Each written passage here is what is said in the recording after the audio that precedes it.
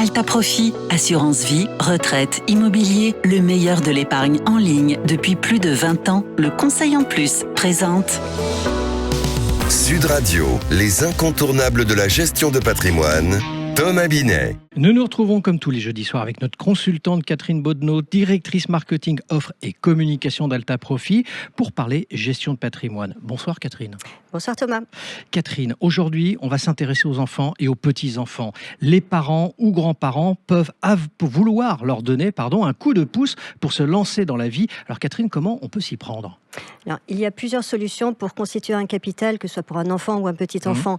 La première solution à laquelle on pense spontanément, c'est évidemment le livret A, sur lequel on peut verser des sommes d'argent. Ce qu'il faut savoir, qu'il faut garder à l'esprit, c'est que tant qu'on verse des petites sommes, par exemple, on va faire un cadeau à un anniversaire ou à Noël, on va parler de présent d'usage. En revanche, si on parle de sommes un peu plus conséquentes, là, on va parler d'un don manuel, et auquel cas, il faudra le déclarer à l'administration fiscale. Dans ce cadre-là, d'un don manuel, et si on veut vraiment constituer un capital pour ses enfants, notre préconisation, c'est d'ouvrir un contrat d'assurance vie au nom de l'enfant ou du petit enfant. Parce que ça va permettre en fait de bénéficier de toute l'offre financière de l'assurance vie pour aller faire fructifier les sommes qu'on va verser sur ce contrat. Et je peux, Catherine, commencer à n'importe quel moment, quel que soit l'âge de l'enfant ? Tout à fait. Et vous pouvez ouvrir un contrat d'assurance vie dès la naissance pour un nourrisson. Et c'est lui qui sera le souscripteur du contrat. Ah oui. Tout à fait. Alors, ce qu'il faut savoir, c'est évidemment, ce sont les parents qui vont signer le contrat.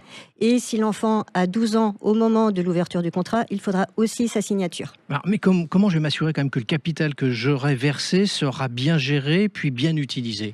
Alors, il est possible d'accompagner le contrat d'assurance vie de ce qu'on appelle un pacte adjoint. Et c'est ça qui va encadrer le don manuel. Ce qu'il faut savoir, c'est que si rien n'est prévu, l'enfant aurait la libre disposition du capital dès ses 18 ans. D'accord. Et vous pouvez estimer qu'en fait, il n'a pas la maturité nécessaire à 18 ans pour utiliser à bon escient le capital. Donc, par le pacte adjoint, vous allez pouvoir dicter des conditions différentes sur l'âge d'utilisation du capital. Un deuxième sujet, c'est que par défaut, si on ne fait rien, ce sont les parents qui ont un droit d'administration légale sur le patrimoine de l'enfant. Avec le pacte adjoint, on va pouvoir désigner une autre personne qui va gérer le capital jusqu'aux 18 ans de l'enfant. Est-ce qu'on peut imposer, Catherine, n'importe quelle condition dans ce fameux pacte adjoint dont vous parlez ? Non, on ne peut pas tout faire. On ne peut pas tout faire, d'accord. Non. Les contraintes ne peuvent pas être excessives ni contraires à la loi. Donc si on reprend l'exemple de l'âge, on a dit qu'on pouvait repousser l'âge auquel l'enfant aura la libre disposition du capital au-delà de 18 ans.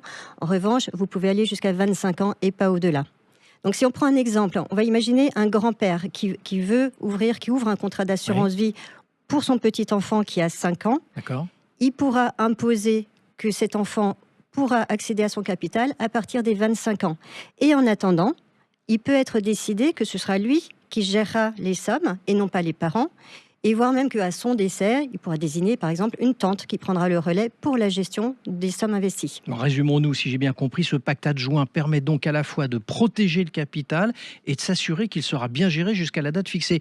Mais malgré tout, Catherine, comment procéder pour faire un pacte adjoint ? C'est facile. D'accord. Le plus souvent, les compagnies d'assurance proposent un formulaire avec le contrat d'assurance vie. Donc il suffit de le remplir et ensuite il faut penser à le déclarer à l'administration fiscale. Et sinon, il peut être fait aussi devant notaire. Merci Catherine pour toutes ces précisions. On vous retrouve jeudi prochain pour un autre numéro d'Ose Investir, les incontournables de la gestion de patrimoine. Et je vous retrouve pour ce qui me concerne dimanche matin à 9h30 dans la matinale week-end.